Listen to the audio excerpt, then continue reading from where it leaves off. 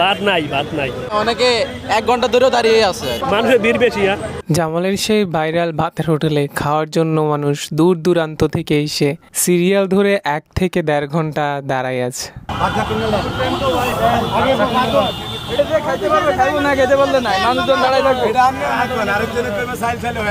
কেউ শুধু তরকারি নিয়ে, কেউ বা অপেক্ষা করছে কখন টোকেনটা পাবে।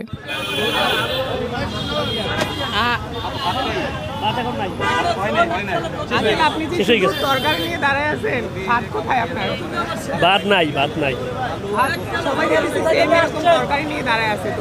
ভাত হইতে দেরি হইতেছে। জি, মানুষের ভিড় বেশি।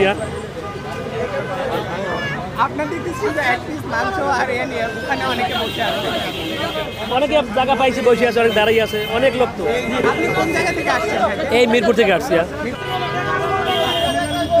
কতক্ষণ ধরে দাঁড়ায় আছেন ভাইয়া ভাতের জন্য? ভাই 40 মিনিট।